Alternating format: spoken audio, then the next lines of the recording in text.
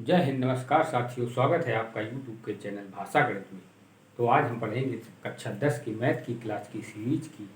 क्या पढ़ेंगे आज? विविक्त कर, जिसको कि इंग्लिश में क्या कहते हैं? डिस्क्रिमिनेंट। Discriminant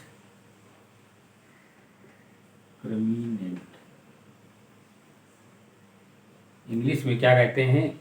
discriminant. और हिंदी में कहते हैं विविक्त कर। क्या कहते हैं? विविक्त कर। और इसको कैपिटल डी से लिखा जाता है। इससे और इसका फार्मूला क्या होता है? B square minus 4ac। अब इसके माध्यम से हमको ज्ञात करना है समीकरण के मूल की स्थिति। स्थिति का मतलब डी का मान क्या आएगा? 0 आएगा। तो क्या बताएंगे? मूल समान और वास्तविक होंगे। डी का मान 0 से बड़ा आएगा यानी धनात्मक आएगा तो कहेंगे क्या? समीकरण के मूल वास्तविक तो होंगे लेकिन असमान होंगे। यदि डी का मान निगेटिव आए यानी ऋणात्मक आए तब समीकरण के मूल बताएंगे कि काल्पनिक हो। यही इस क्लास में आपको बताना है। तो पहला सवाल देखते हैं। पहला सवाल है 8x² + 2x - 3। 8x² -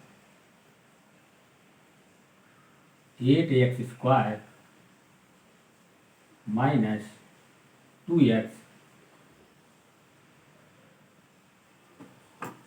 ये प्लस का है माइनस का 3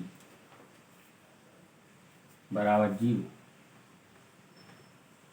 कहता है इस द्विघाती समीकरण के मूलों की स्थिति का पता लगाएं। यानी कि हमको ज्ञात करना है इस समीकरण के मूल की स्थिति क्या है। तो कैसे ज्ञात करेंगे? सबसे पहले हम लिखेंगे द्विघाती समीकरण का व्यापक समीकरण क्या होता है?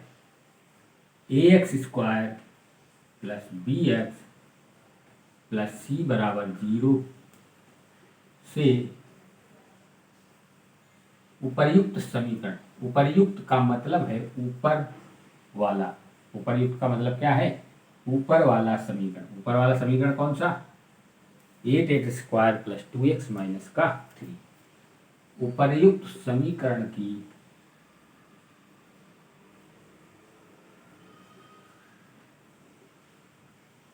तुलना करने पर क्या लिखेंगे? तुलना करने पर ax² + bx + c बराबर 0 से उपर्युक्त समीकरण की तुलना करने पर, जब तुलना करेंगे तो x² का जो गुणांक होगा a का मान क्या होगा? 8। आगे b का मान क्या होगा? जो x का गुणांक होगा, चिन्ह सहित लेते हैं, धनात्मक हैं दोनों तो धन का लेंगे। और c का मान क्या होगा? अचर पद जो कि माइनस का 3। अब डिस्क्रिमिनेंट लिखेंगे विविक्त कर। d बराबर क्या होता है? फार्मूला d बराबर b² माइनस का 4ac। अब d के सामने d लिखेंगे। b का मान क्या है? b बराबर 2, तो 2 का वर्ग करेंगे, फिर माइनस के सामने माइनस। a का मान कितना? 8 है और c का मान है माइनस का 3। इस माइनस का इस माइनस से गुणा होगा तो क्या होगा? प्लस। 2 का वर्ग करेंगे तो कितना आएगा? 4 प्लस का 8 का 24 चौको 96, वो भी प्लस का 96 में यदि हम 4 जोड़ेंगे तो कितना आएगा? 100। तो d का मान क्या आया? 100। यानी कि 0 से बड़ा। d का मान क्या आया? 0 से बड़ा आया। तो हम क्या लिखेंगे? क्या लिखेंगे? समीकरण के मूल वास्तविक एवं असमान होंगे। यहाँ लिखना पड़ेगा आपको d बराबर d क्या हुआ? Is greater than 0। d is greater than 0 का मतलब है d का मान 0 से बड़ा आया, वो कितना भी बड़ा। अतः समीकरण के मूल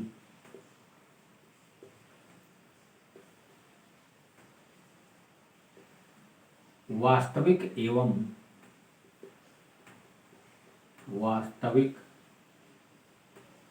एवं असमान होंगे। क्या होंगे? असमान। यदि 0 आता तब क्या लिखते? समीकरण के मूल समान एवं क्या होंगे? वास्तविक। लेकिन यहाँ 0 से बड़ा आया है। अब अगला सवाल देखेंगे इसी प्रकार।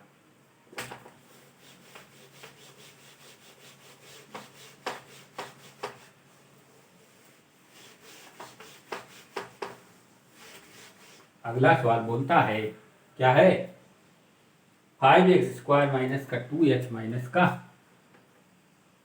5x² माइनस का 2x और माइनस का 10 बराबर 0।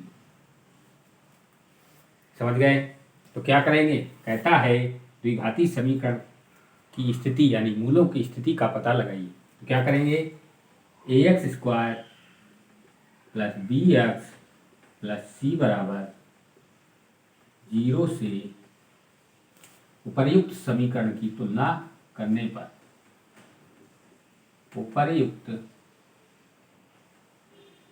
समीकरण की तुलना करने पर यहाँ ऐसा लिखना पड़ेगा आपको, तुलना करने पर। जब तुलना करने पर लिखेंगे फिर क्या करेंगे? x² का गुणांक जो होगा वही क्या होगा? a का मान और b का मान माइनस का 2 जो कि x का गुणांक है। c का मान क्या होगा? अचर पद माइनस का 10 माइनस का 10। अब फार्मूला लगाएंगे d बराबर b² माइनस का 4ac। b का मान कितना है? माइनस का 2 का वर्ग माइनस 4 इंटू यहाँ क्या लिखेंगे? a का मान कितना?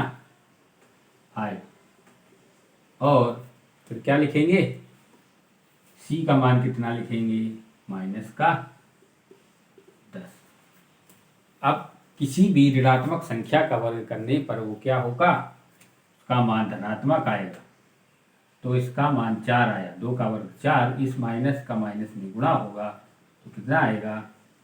प्लस का 5 को 20 गुणा 10 कितना? 200। अब 200 में 4 जोड़ देंगे तो कितना आएगा? 204।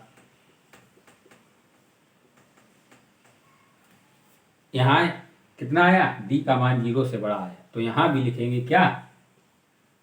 d इज ग्रेटर देन 0 यानी d का मान 0 से बड़ा है, अतः समीकरण के मूल समान एवं समान नहीं, समीकरण के मूल असमान एवं वास्तविक होंगे। बात समझ में आई?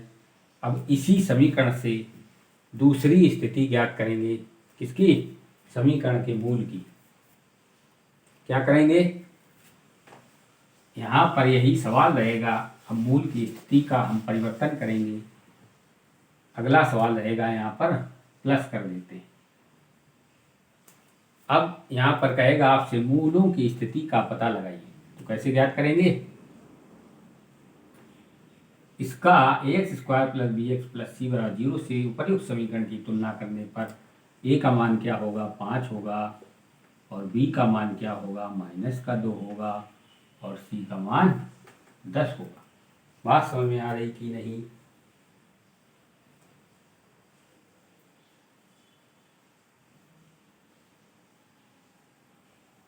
फिर इसी प्रकार से d बराबर लिखेंगे क्या? b² माइनस का 4ac। जब d बराबर b² माइनस 4ac लिखेंगे तो यहाँ पर कितना आएगा? b का मान कितना? माइनस का 2 का वर्ग। फिर a का मान कितना है? 5 है और c का मान कितना? 10। फिर d बराबर ऋणात्मक संख्या का वर्ग करेंगे, कितना आएगा? 4 माइनस का 5 को 20 गुणा 10 यानी 200। यहाँ पर क्या आया? d का मान ऋणात्मक आया। कितना आया? 200 में 4 जाएंगे तो माइनस का 196। जब d का मान ऋणात्मक आएगा तो यहाँ क्या लिखेंगे? डी का मान क्या है, 0 से छोटा, यानी डी इज लेस देन 0। अतः समीकरण के मूल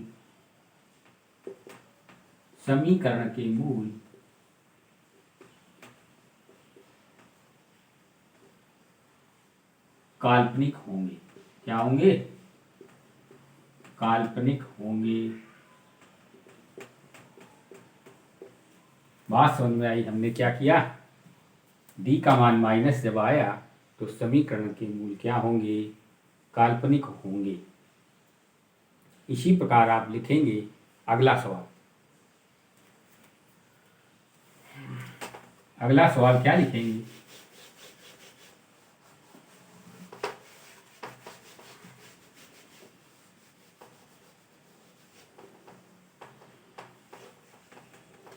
अगला सवाल दिया जाएगा x square minus 2x plus 1 बराबर 0। ये द्विघाती समीकरण के मूल की स्थिति का पता लगाएं। तो हम क्या करेंगे, A X square plus B X plus C बराबर 0 से उपर्युक्त समीकरण की तुलना करने पर यहाँ लिखेंगे। तो जब लिखेंगे तो a का मान क्या होता है, एक्स स्क्वायर का गुणांक। एक्स स्क्वायर का गुणांक यहाँ पर क्या है, 1। 1 कैसे है, किसी भी संख्या में यदि 1 का गुणा करें तो वही संख्या आएगी, यानी एक्स स्क्वायर में यदि 1 का गुणा करें तो कितना आएगा, एक्स स्क्वायर। तो यहाँ पर a का मान 1, b का मान कितना है, माइनस का 2, x का गुणांक कितना है, माइनस का 2, और c का मान कितना है, 1। समझ गए। अब d बराबर फार्मूला लगाएंगे, बी स्क्वायर माइनस का 4ac। जब d बराबर माइनस 4ac लगाया, b का मान कितना, माइनस के 2 का वर्ग माइनस 4a का मान 1 और c का मान भी 1। किसी भी ऋणात्मक संख्या का वर्ग करेंगे तो उसका मान धनात्मक आएगा, 2 का वर्ग 4 आएगा और माइनस का 4 आएगा, और d बराबर यहाँ से कितना आएगा, 0। जब d बराबर 0 आया तो क्या कहा था हमने, d बराबर जब 0 होगा तो समीकरण के मूल क्या होंगे, समीकरण के मूल समान एवं वास्तविक होंगे।